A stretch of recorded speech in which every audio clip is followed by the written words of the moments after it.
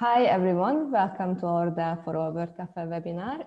The session will last about an hour and the recorded version will be available on our DEL4ALL project website, hopefully the beginning of next week. Just to mention, please keep your microphones muted if you are not speaking, but feel free to unmute yourself during the panel discussion and join our conversation there. The chat is open, so if you have any questions or comments, just please add them there. I will keep an eye on them. So I'm planning to start the webinar with a bit of a background information of our event today. So today, DEL4ALL webinar is about women in science focusing on emerging technologies in an e-learning environment. We are really honored to host this event with our panelist speakers, with Perrine, Angeliki, Carmen, Atina, Alessia, and Natalie, and special thank you for Monique and Anne for joining us today. The agenda will cover a very short introduction about our event today, which is aligned with the celebration of the Women in Science International Day. Dr. M. Bajard from the European Commission will talk about the importance of females in science, and you will see a few slides about our project DEL4ALL, presented by our project coordinator, Dr. Monique Calisti from Martel Innovate. Then I will provide a short overview about our recently developed research agenda, and we will kick off our panel discussion with a short introduction of our panelist speakers. So we are here today to celebrate the International Day of Women and Girls in Science, a UNESCO-established event since 2015. Today, many female scientists are getting together to support fellow girls to participate in the fields of science, technology, education, as well as in training and research. This is the 6th year of this series, with around 70 countries taking part and committed to achieve equality and involvement for women in science. I'm very happy to see that many of our male experts colleagues joined us too today as well, so thank you all for them. Knowing that science and gender equality are necessary for technology development, we will still have to say that only around 30% of us females are researchers, and around the same percentage of girls are choosing STEM, science, technology, engineering, and mathematics-related fields in higher education. Well, today we are trying to ignore these numbers and proudly introduce the achievement of our experts in the fields of emerging technologies. So now I'm giving the floor to Anne, so I will stop sharing my slides. And over to you, and please welcome our event. Thank you very much, and good afternoon, everyone. It's my pleasure to be with you again. I mean, I think it's the third workshop from DEL4ALL that I have the pleasure to open, and it's each time very interesting, so I'm looking forward to this one as well. So good afternoon, ladies and gentlemen, because it's the Women and Girls Day that we should forget that we are many different people on this planet. So I've been asked to do the opening, and I must say that for once, being a woman, having studied science and engineering for quite a long time, and dealing now with the topic of learning, I was probably the good person to do it. So I feel for once that I have a mandate to do what I'm doing a bit more than usually. So thanks for that. So as it was said, I mean, I come from the Commission and from the unit called Interactive Technologies, Digital for Culture and Education. So this is a unit where we are funding basically research and innovation projects, for example, using emerging technologies in the field of education. By emerging technologies, we mean many different things, running from artificial intelligence to virtual reality, to blockchain, to data. I mean, you can really think about many different ways to exploit and explore emerging technologies in the field of education.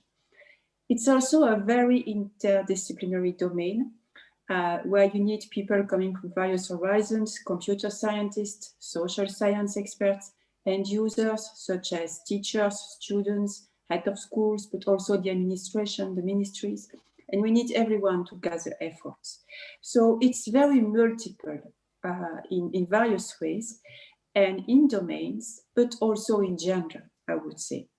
I must first of all add that I'm always very careful and even cautious when I touch the topic of gender equality, because I found it extremely difficult, having worked my whole life surrounded by male engineers, to really, you know, start to talk about differences, advantages, problems, and so on. So, to be honest, when I started this job in the Commission, I was really like, oh no, I don't want to touch the gender equality issue. But I changed my mind. And I changed my mind because the more I could see the statistics, the more I could talk to people, the more I realized how much effort is in fact needed to motivate our daughters to study science, to encourage them to pursue a career in science, and to support them during their career, because those three things go together. And this is not easy, basically.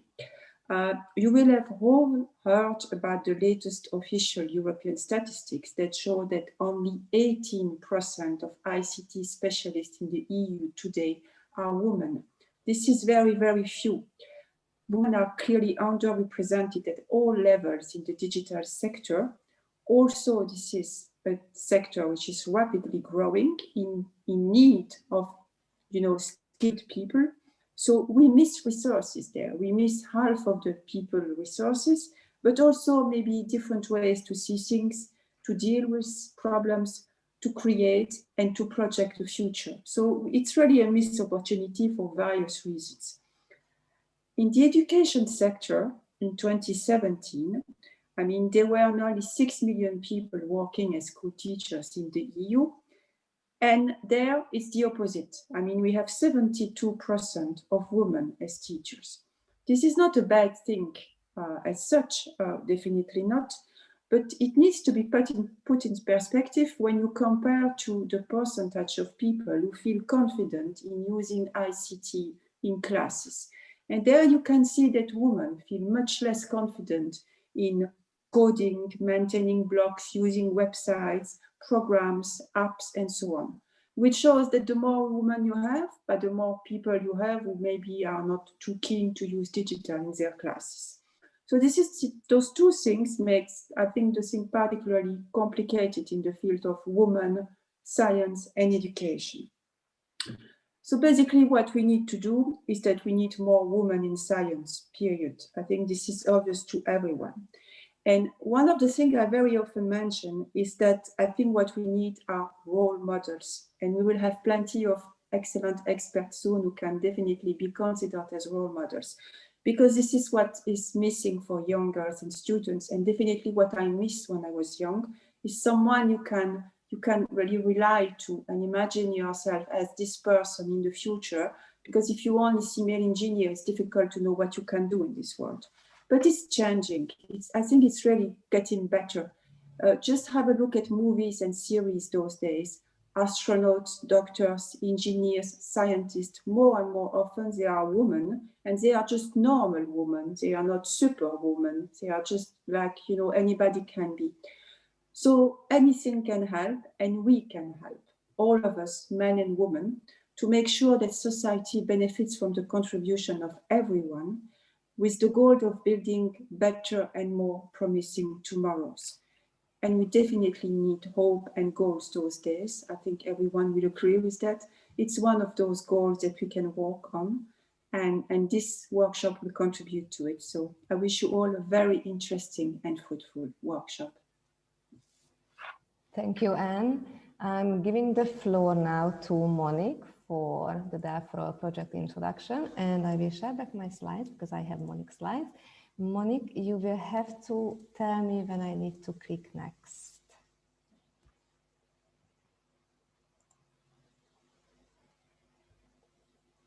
You are muted. So, yes. Thank you, Claudia. Thank you, everyone. And thanks a lot to Anna for this inspiring introduction. I think it's great to be in good company today with several women in science and tech, but also with several men with whom we are collaborating and working together across a number of domains. In particular, I will give you a few words, a very short introduction about the project within which we have been organizing this webinar. The project is called DEL4ALL, that stands for Digital Education for All.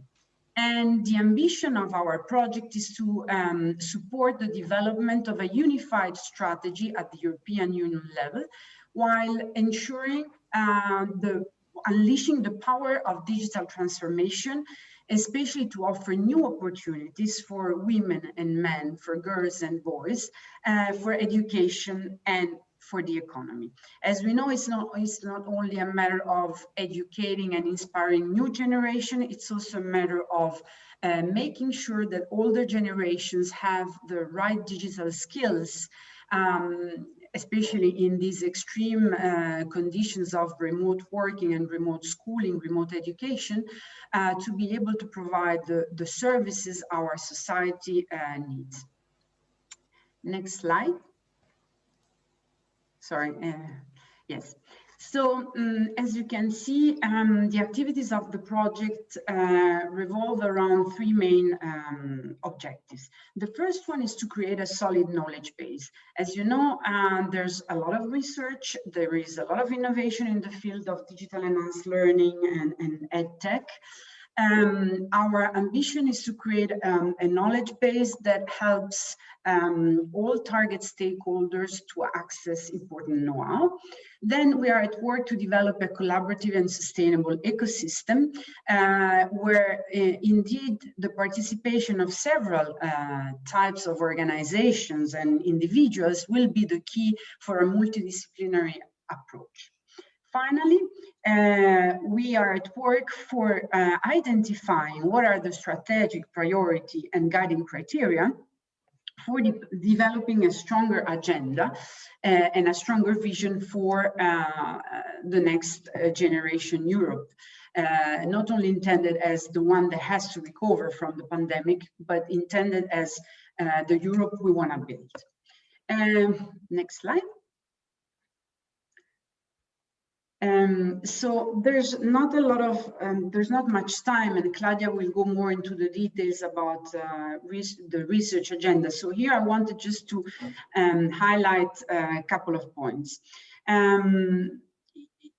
It's a very ambitious, objective, the one of putting together know-how and resources that are relevant about digital education. Because as you know, there is a proliferation, especially in the last 10 months with the extreme situation the pandemic has created, about what kind of technologies, what kind of advanced solution, what kind of approaches are the best suited for different kinds of needs. What is clear is that digital plays a major role, but what it's also clear is that digital only, it's not enough. We need people that are capable to inspire. We need people that are capable of conveying all the soft skills and all those soft values that when we are together without the digital interaction level makes so much of a difference. And I think that with respect to women in science and women in tech, for younger generations, there's a lot of opportunities. Compared to my generation, many things are changing. I'm an electrical engineer that graduated about 25 years ago. So I can tell and I can see also, I have 3 daughters in their digital puberty. So I can very much say that I'm excited to see that so many opportunities are lying ahead. And I hope, and this is as project coordinator of DEL4ALL, I hope that the work we're doing and the discussions today will be of inspiration and will be of impact to whoever wants to approach digital means to provide education. So with this, I will leave the floor to Claudia. Thank you very much. Thank you, Monique. I will continue with the introduction of our DEL4ALL research agenda. Just if I can change the screen, perfect. So the DEL Research Agenda, Challenges and Priorities is a public deliverable which is now available on our DEL4ALL project website, and it's based on the outcomes of the expert consultations such as our surveys, interviews and online events, where we analyze opportunities and challenges brought by advanced technologies such as blockchain, artificial intelligence, virtual reality, augmented reality, machine learning and others. At the first stage of the agenda preparation, we analyzed the structural and operational issues experienced by education institutions during the pandemic. As many institutions switched to emergency remote teaching, they quickly needed to learn how to use different technological tools. But because some of them were lacking in digital skills, these technologies may not be used after the pandemic at all. The necessity of digital skills development is not only important for the education sector, but for the labor market too, as it is expected that almost 1/3 of all jobs worldwide are likely to be transformed by technology. Not to mention that most of the jobs which may disappear are done by women. And if technology replaces certain jobs on the market, then higher education needs to be repositioned within the lifelong learning cycle. Additionally, for the future of education, we also need to consider decentralization as a resilient model as a response to learner needs, supporting the flexible combination of people, resources, and processes. After analyzing the most common suggestions by our experts, we compiled a 3-part strategic priority list, including developing a high-quality digital ecosystem, improving the digital competencies, and reconstructing the experience of the students.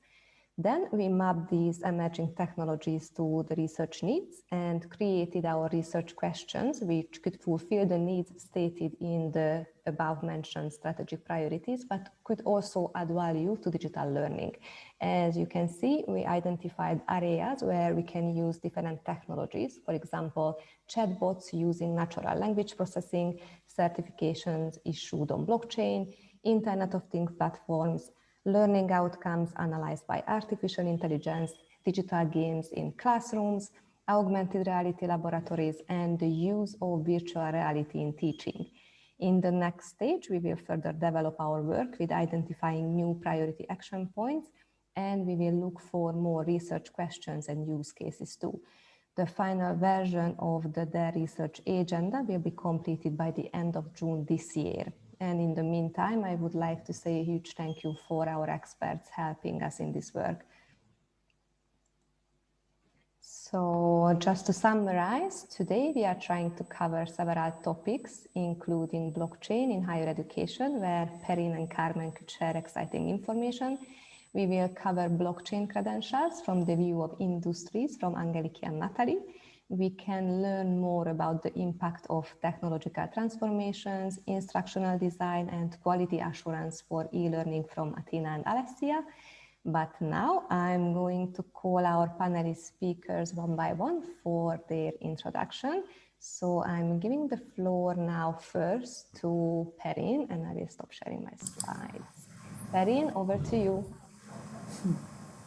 Hello, so just to quickly present myself, I used to be a lawyer at the Paris Bar, and then I came to university and discovered open education, which is globally the idea that when you have to know it's all in our power to become citizens of the 21st century with digital culture, and so the global idea of open education is that education content should be shared on the internet to improve the global access to education to everyone.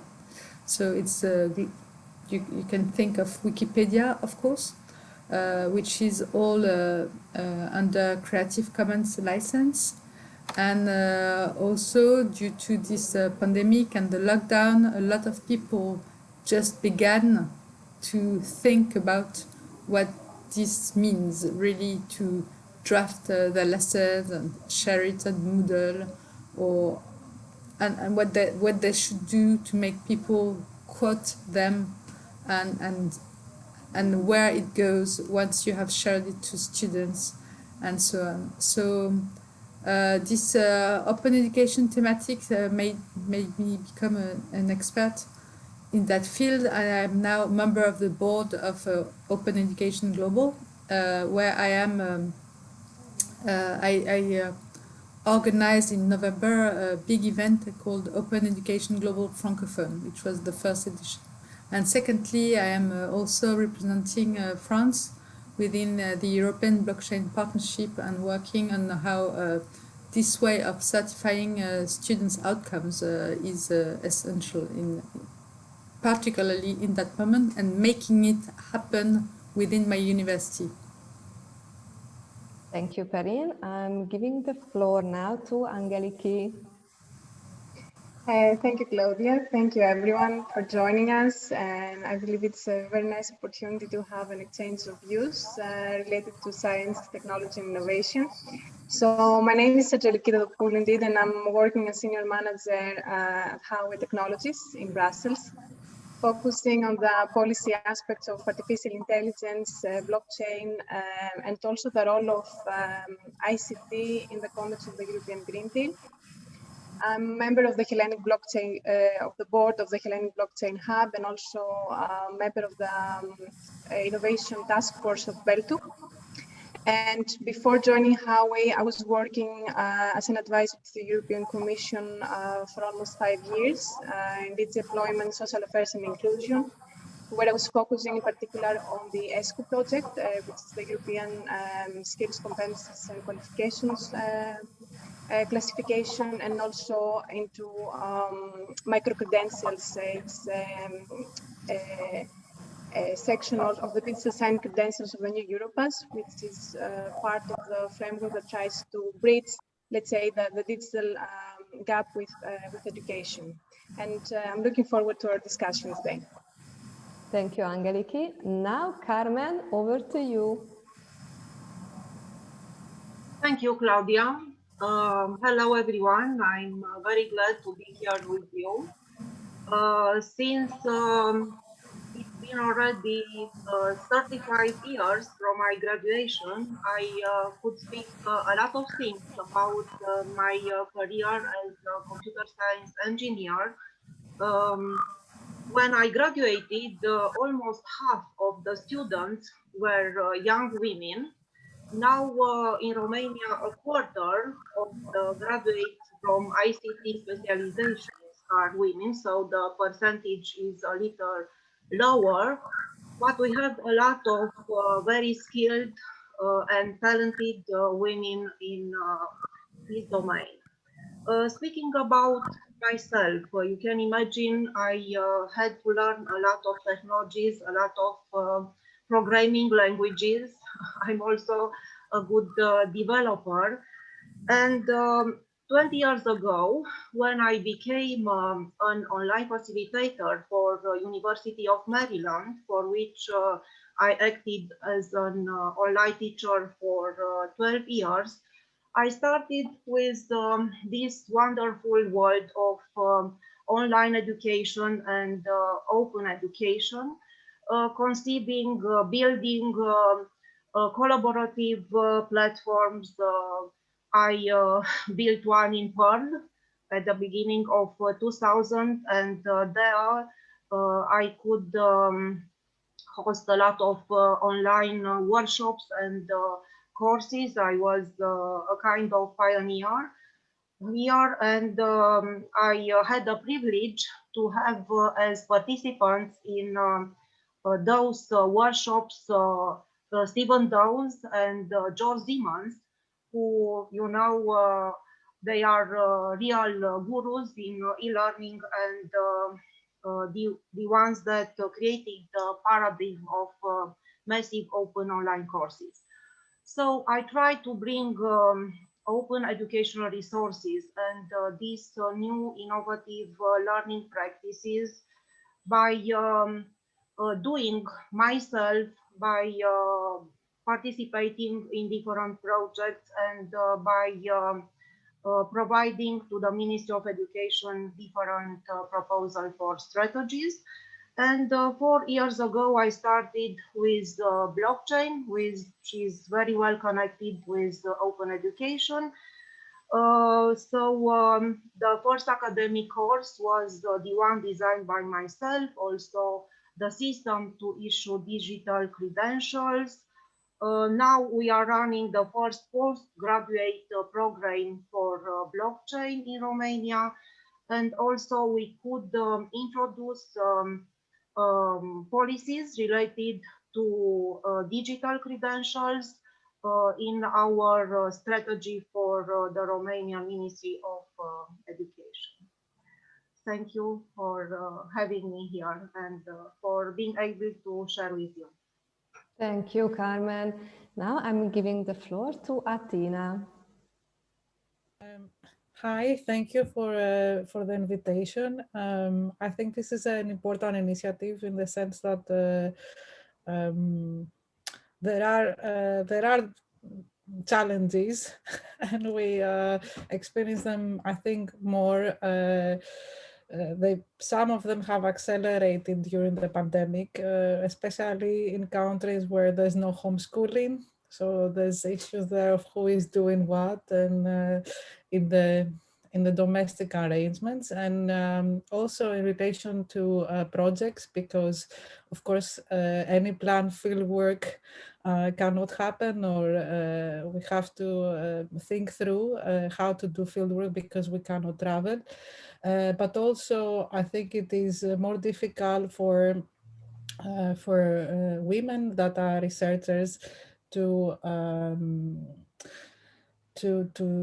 let's say juggle responsibilities in terms of parenting often. So I think it is an important discussion to have in relation to the pandemic, but more broadly, because the pandemic in some ways has accentuated problems that and created worse conditions for female researchers. It is my understanding from talking to colleagues, from understanding that it's not just that we have to adjust the European projects that we're working on in terms of what we're supposed to be doing, but also taking into account that particularly women are affected during the pandemic in terms of the parenting and the responsibilities that are involved with that, especially when schools are closed and so on. Now, myself, right now I'm working on a European project called DigiGen that looks at the ICT and transformations in schools, education, families, leisure time, and civic participation. So I lead a work package that looks at ICT and civic participation in and two other countries in the UK, where I am at the University of Leicester. So we have case studies that are in the UK, but also with partners in Estonia and in Greece. And this involves doing online interviews that were luckily scheduled to be online from the beginning with adolescents between the ages of 16 and 18, and looking at gendered and socioeconomic factors and how they affect their online civic participation. So this involves also running digital storytelling workshops with different groups of adolescents where we co-produce material with them, where they discuss their civic participation on digital networks. And also we're looking at digital citizenship policies in the different countries. Now, at the same time, we contribute to a study on leisure, ICT and leisure, which involves communication diaries of children that are produced by uploading their experiences in communication diaries. We're also interviewing them, and also we're capturing gameplay, they play in Minecraft. So these are with a cohort that we recruit, and of course it is difficult to recruit participants at the moment because of the pandemic as well, and negotiating also with parents to interview these children, and most of the time you negotiate with the mother, right, who is working, homeschooling, and trying to survive the situation that they're in. My background, and this is where I came into it, because I have no expertise in relation to e-learning. or ICT use in education. It's my first time I interviewed children, and I really enjoy it. I didn't know they could make you so happy, because in the effort to seem cordial to them, you end up being happy eventually, for real. So that was a great experience. But in the relation to the work that I lead, my background is on the use of ICTs by social movements, protest organizations. I've worked on digital activism for a long time and the digital political economy of it. And currently, my fieldwork includes looking at Black Lives Matter and the Black Lives Matter and the Extinction Rebellion as the 2 case studies for the study in the UK, where we're interested in organizational issues. We're interested in how the younger generation is mentored by a more veteran type of activists, because we have discovered that in the organization during a pandemic, because for example, for the COVID safety measures during protest, much younger people had to be mentored by pre-existing organizations that had experience in protest organizing. That's one example. So you have this intergenerational story going on. Also of how adolescents engage in the ideologization process, how they become ideological and politicize by using these technologies, and in environments that are already polarized, that the specific algorithmic governance taking place already. These are networks that are created, social media networks, particularly the very commercial ones we all know, that have their own issues of affective polarization, filter bubbles, echo chambers, and so on. So we are trying to basically investigate organizational issues, the new generation, how they are participating and engaging, and what kind of participatory cultures are involved, what kind of online communities are involved, and the problems and conflicts that happen there. And interestingly, I think the issues of the gendered factors are quite important, and it's known that there is particular difficulties in that regard also in the global south, which is also something that we should be talking about in relation to the extent to which gender works in terms of digital inclusion, digital poverty, digital divide in relation to the global south as well, because the Europe is not the whole world, right? So Yeah, this is something from me. Sorry, yes, we will actually include this in the panel discussion later on. So that's what I mean. I can talk for a long time, so I will stop now and let other people talk. Thank you, Atina. I'm giving the floor now to Alessia. Thank you, Claudia. Thank you for inviting me to this panel. I'm actually flattered to be in among these experts that have preceded me. I come from Italy and I work for an international training center as part of which is part of a United Nations agency. The training center is the training center of the ILO, the International Labour Organization. I'm also pasting in the chat in case is an unknown institute for many of the participants that are with us today. So my background is more the background of a practitioner rather than the background of a researcher or an academic. And the organization I work for is a training center that is focusing on offering learning, knowledge sharing, and capacity building events to governments, workers, and employers organization. And the mission of the organization is to promote an inclusive and sustainable economic growth, employment, decent work for all. Therefore, we are looking at using technology to support capacity building, to promote learning innovation, with of course an impact on work, on the labor market and working condition for all, including also the aspect of gender equality and gender inclusion. In particular, my function and my role and responsibilities, I am a learning innovation officer. I'm a technology enhanced learning specialist. Therefore, I do combine a background in education, but also a background in using technology for learning. and have been experimenting for the latest years with latest trends in technology and trying to translate those trends into sustainable learning solutions in order to serve the different projects that the organization is implementing all over the world with a focus on developing countries.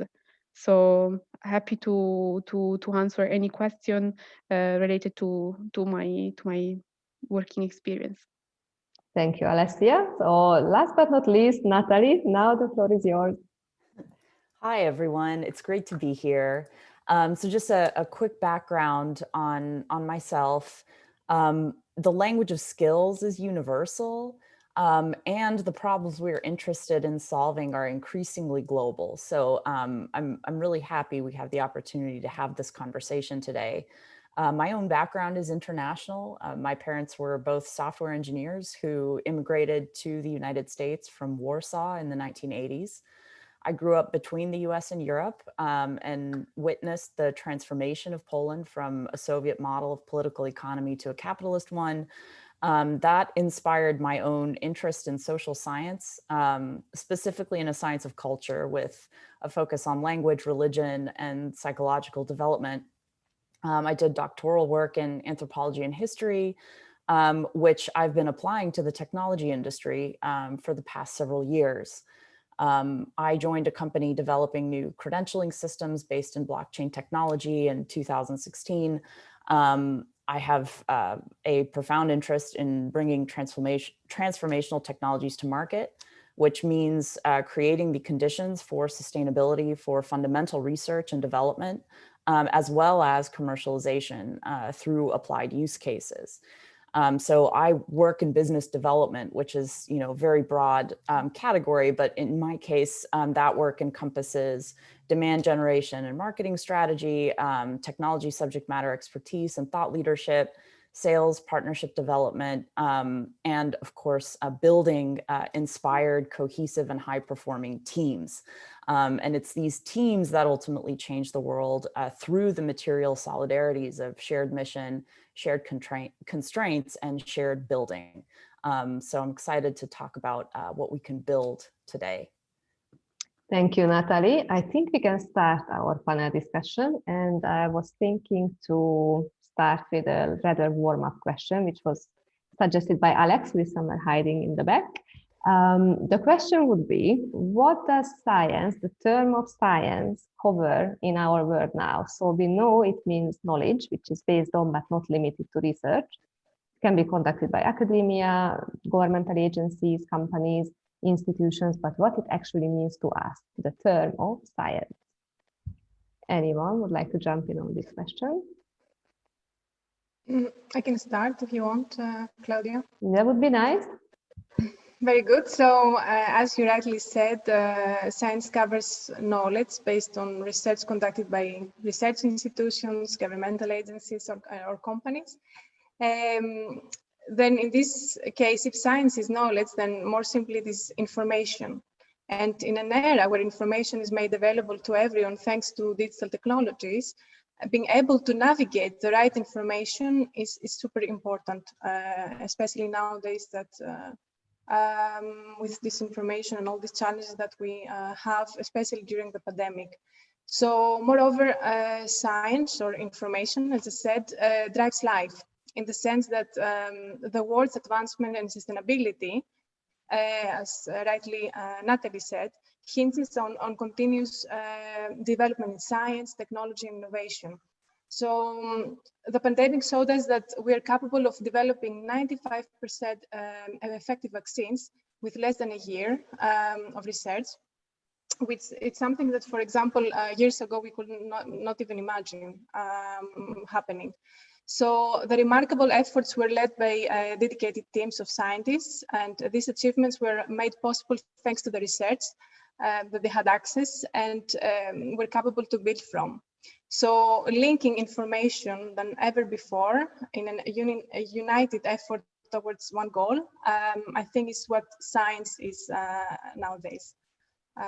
Just, yeah, a small introduction from my side. Anyone else would like to say something, or should we jump to another question? I think by time. I'd like to add to that. Yeah, please. you know, we're living in this truth agnostic climate where any sense of like shared stable epistemology has been called into question and is frequently weaponized.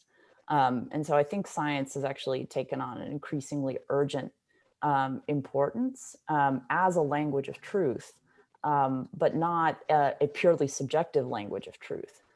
In other words, science can be said to encompass those observations about the world which are buildable, in other words, which hold. And, you know, we can get into more, you know, philosophical questions and things like regional ontologies, which, you know, it would take us in a different direction. But I think fundamentally science is something that we share, much like the objective world, although perspectives on that world differ, they come together in the fact of objectivity itself. And so having that sense of science as a shared project, I think also makes it a social project. And one that anyone can participate in. Yeah, I would add that it's called open science. There is a subject about sharing always, and there is a movement to share the science result, and there have been many COVID initiatives. But just to mention that we are all here not researcher, but science is larger. Of course, each one tries to focus on scientific facts. There is a consensus, and everyone should, in our world and as mothers or or sharing with friends, we should also remind people that it's normal to argue in science and that people have the right to argue, but there are scientific facts that we can't argue upon, and this is called science. I just want to say those two words. Open science, facts, and arguing is okay. But there are facts that you can't re-argue, like the earth is flat. And there is a responsibility on that, you know, to remind that difference. Thank you, Perrine. I think we can jump on another question. The time is actually flying. If we go on emerging technologies, what do you think? Would emerging technologies be able to contribute to better system of education? And if so, how? And I'm trying to make a link between the COVID-19 situation, what we are having more than a year now. So how can it better contribute to system of education?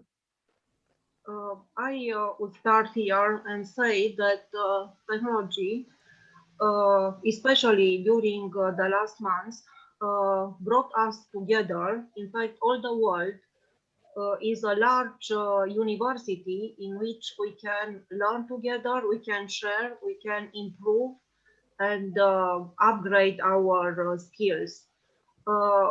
We not educate only our students and our pupils, but we have to educate ourselves. As teachers, we have to be continuous learners. We have to bring the technology, the educational technology in our practice, but we can do this only being students in other online courses, massive online courses, in being active participants in communities of learners and in communities of practice. Anyone else has anything to share regarding to that question? If I may, I don't know, unless someone else wants to take the floor. Yes, please, Alessia, and then I can compliment. Oh, thank you. Because you haven't. Okay, thank you. No, again, on this, on emerging technology and the post, let's say, the ongoing and post-COVID experience, I'm answering again by sharing my personal experience, at least on what I'm seeing and what is happening, for example, at the level of the training center or of the ILO. I think that it's contributing to some extent to developing better system of education.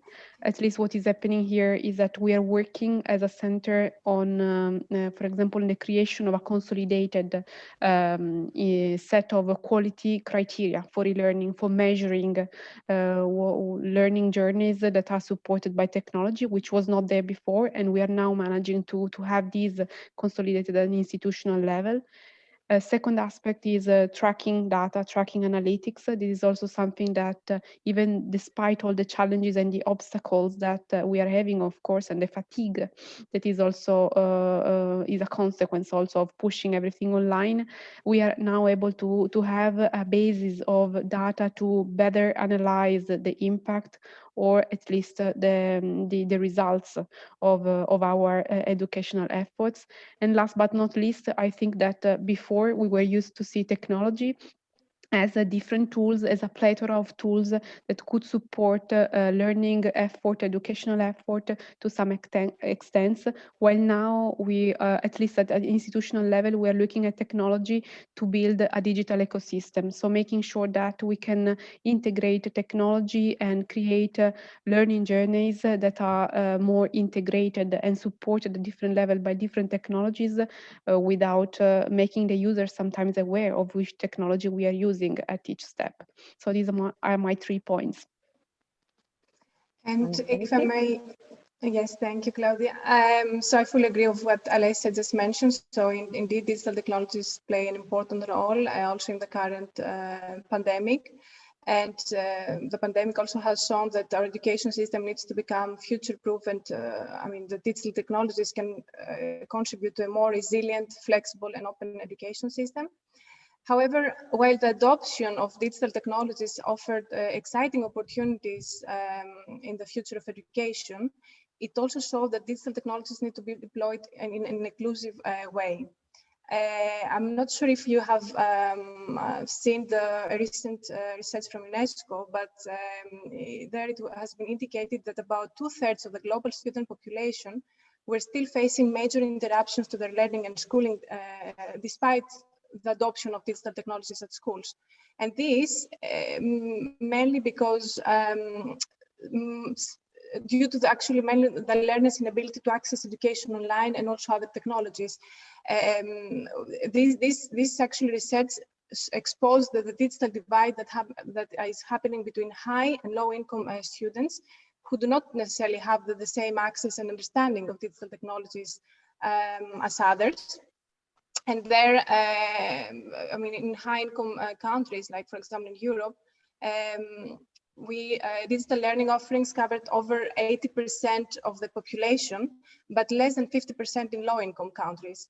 So these shortfalls were linked to technical barriers such as insufficient access to electricity, but also human barriers such as limited education and digital literacy, the lack of connectivity, because if we're talking about digital technologies like AI or blockchain, it cannot be deployed if you know, connectivity is not there. So yes, indeed, digital technologies are playing a major role in our education system, but we're still facing a digital divide, especially in low-income countries. If we thank you, Angelique. If we talk about the digital divide, then I will bring up self-sovereignty as well, and I think it's Natalie's table. So do you think, Natalie, that that would be important for a woman, self-sovereignty, who wants to change something in a society? If we can make a link, sorry, between digital divide or inclusion or self-sovereignty. Sure, yeah. So the premise behind self-sovereignty, I'll just back up a little bit because often the term is misunderstood, I think, is not to say that it implies an abolition of all other sovereignties like national sovereignty or supranational sovereignty. Rather, what self-sovereignty proposes is a reclamation of a sphere of individual privacy and ownness in a world of profound technological power imbalance, where, I mean, many of us have probably heard of the term surveillance capitalism. There is a monetization of data, and data as a system of control that's employed by companies and governments, either to maximize profit or to maximize control, social control. And so the foundational premise of self-sovereignty is that the individual pre-exists any particular political configuration, and so is entitled to determine when and how they self-disclose. And that includes a series of rights that have been described in various foundational political documents. But among those rights is a right to speech, or to free expression, to free thought, to property, and many other rights. And so the technologies of digital self-sovereignty are tilting this balance of power back in the direction of the individual, where now an individual can self-custody their digital identity and their digital credentials in a way that cannot be alienated by the forces of corporation or state. And so this is a actually foundational human rights technology for women, of course, but for all people, including for children, which is a topic that hasn't yet really entered the public discourse, but will soon because of how the technology is being adopted, with a slant towards younger generations really taking the lead. Tina, would you like to jump in on this question if we are talking about digital inclusion, digital divide? While Natalie was talking, I think that the idea that about the children in particular is there is a progress there about them having that the rights are also, they have digital rights, and I think it was recently there is a lot of happening in that regard. So there is progress there in relation to children in any case.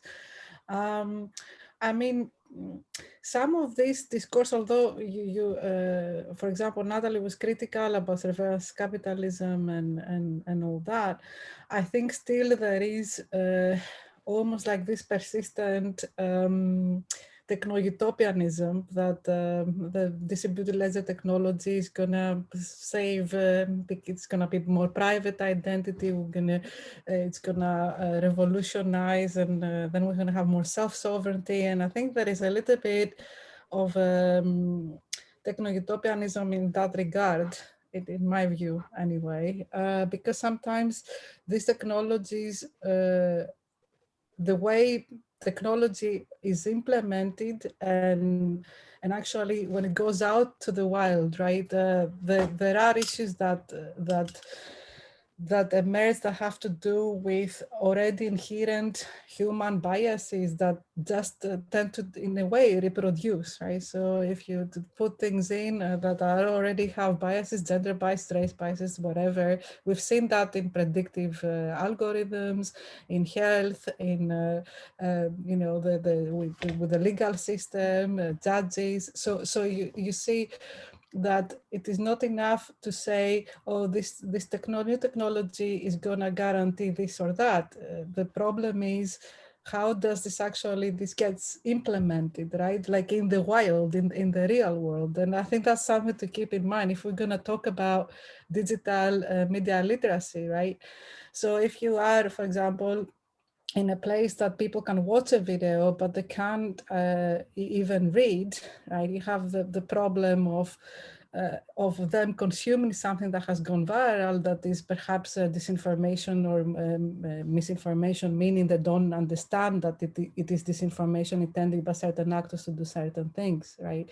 So if this is consumed in places where there's no digital literacy, right? It's not enough to have access. It's also what you do in relation to what is consumed, what goes viral and what happens there. Because as we understood, not just, in the case of the Capitol in the US, right? And this information affecting elections, it has an impact in the real world, not just in the, let's say, advanced countries in the world system, but also in the peripheral countries. It is even worse, the kind of effects it is. So if you so if you have, let's say, in Pizzagate 2016, you know, a father of two starting shooting a pizzeria in Washington because they believe that some children are held there by pederasts, whatever, right? And this happens in Washington. You can imagine what might be happening somewhere in India where people passing by thinking they're going to come and get our children on a WhatsApp video, and then they start lynching and killing visitors passing by to sell things in their village, right? So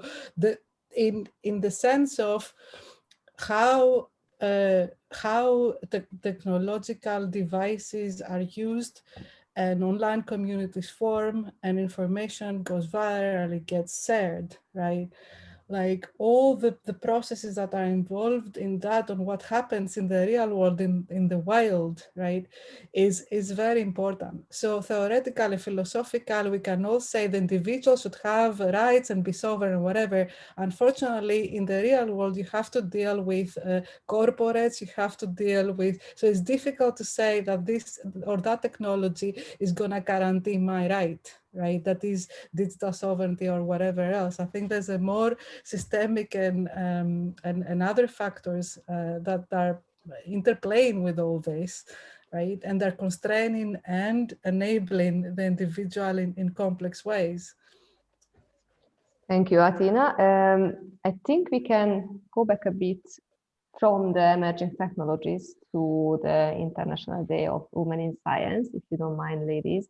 I have one question, and I was thinking all of you could give me like 3 keywords as an answer for this one. So if we,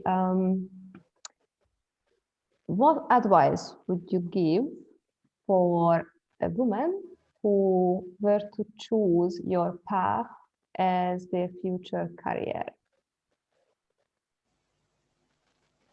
Who would start? Should I point names or someone would like to jump in for this? So what advice would you give to a woman who would choose your career path? Carmen? I can make. Okay. Carmen. Sorry, I haven't seen a Greek. No, it's fine. Carmen talked less than me, so please, Carmen. I have to say only 3 words. You said Claudia. So no, it's up to you. You can say more as well if you like. I will stick on 3 words: creativity, endurance, and confidence. That's all. Angeliki, thank you, Carmen.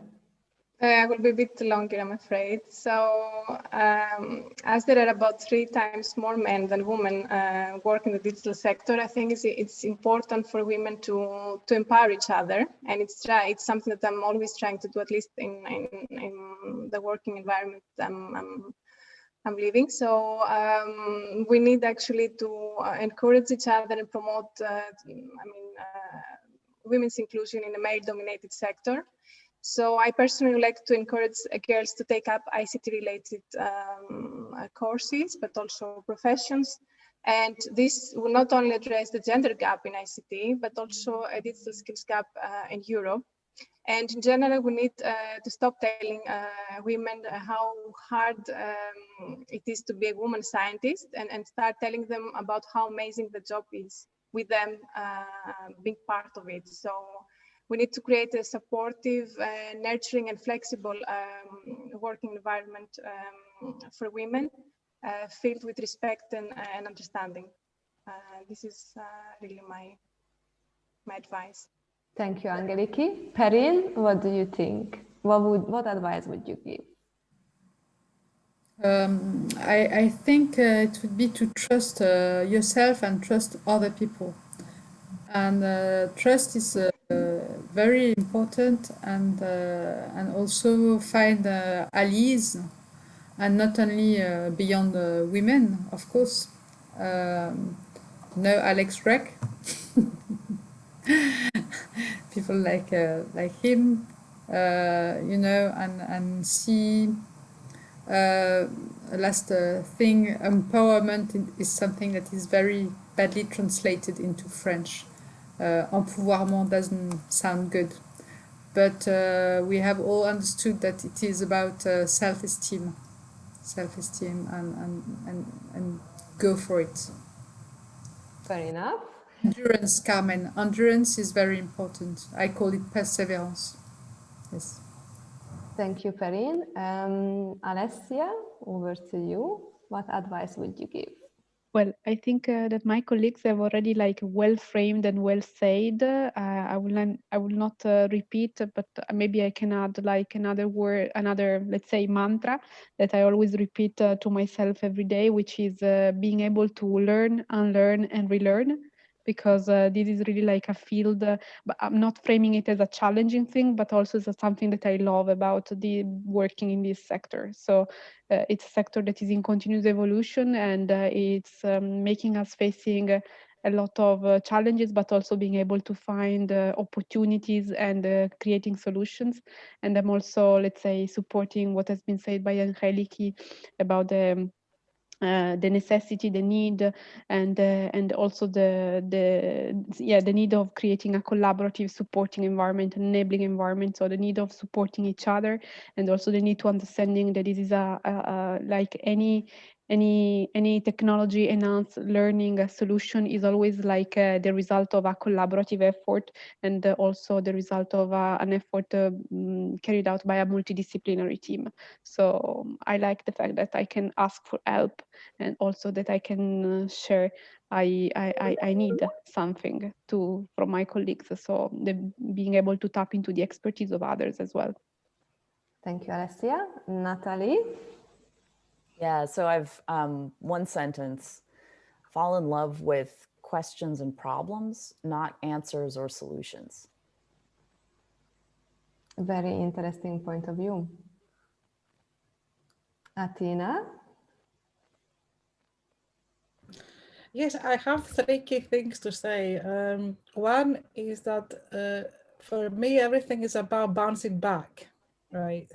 So it's a little bit, my own experience of career has been a lot of battering and boxing and fighting, and like I've been in places where I was one of 3 women and the rest of the 50 people, computer security conference. I've been in places where it has been tough work conditions. And I think that if you cannot bounce back, that is a problem. Yeah, things happen to people. You have to learn to bounce back. And that is the perseverance that one of the colleagues said. The second one is don't accept no for an answer. So for me, and I mean it in the particular sense that we're talking about here, of course, because a no is a no, we all know that. But in the sense of working, right? If I think when people have to deal with negativity and this cannot be done, nothing, and all this kind of stuff, it gets me even more stubborn to get what I want done, right? So not accepting no and going over and finding ways to hack the system to do what I need to do is always is something that I would advise. So you cannot do this. You can, when I was very young, a boy told me you cannot drive a big truck, and I said yes, I can do whatever I want, right? And that's and coming from Greece, a country that's very patriarchal, I always had difficulty in dealing with the answer no in what I wanted to do.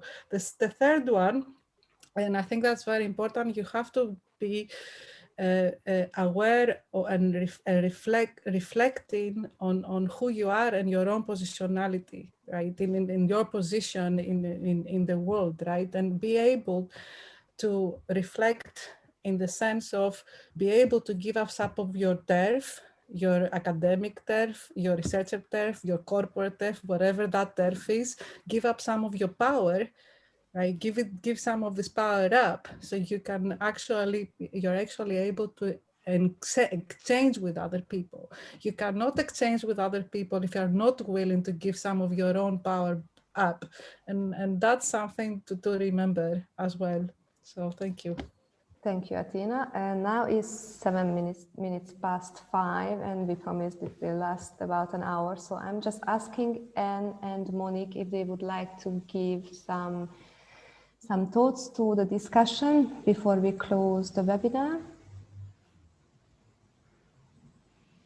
Any closing remarks from Anne or Monique, or anyone actually from the audience? Also, when can we get together in real life somewhere nice and talk some more? Yes, I think same place and place and time, same place and time. I completely agree. Or share our most frustrating stories. Exactly. Yes. Yes, maybe we can send out a survey between ourselves, and everyone can add the most humiliating story we had to face in our life just because we are a woman. So if no more questions or no one would like to add anything, I'm checking the chat, but there are no further questions. So I'm sorry, everyone, but I think we passed almost 10 minutes by 5. So I would like to say a huge thank you for everyone being here today. And it was a pleasure to talking to you all. Special thank you for our panelist speakers and for Anne and Monique as well for joining us, and all the attendees. Thank you for everyone who was here with us today. The recording will be available, I think, next week on our DEL4ALL project website. And I hope to see you on our next happenings, face-to-face or online. Let's see. Hopefully face-to-face, but I can already give you a sneak peek. We will have a thematic workshop end of March, so you will be informed about that very soon. So I think I will stop the recording now, and thank you everyone for joining us, and have a lovely evening. And sorry that it was just 1 hour. I think we're supposed to plan it for a much longer time. Thank you, Claudia. Thank you, everyone. Thank you, everybody. Take care. Thank you. Bye. Bye. Claudia. Bye.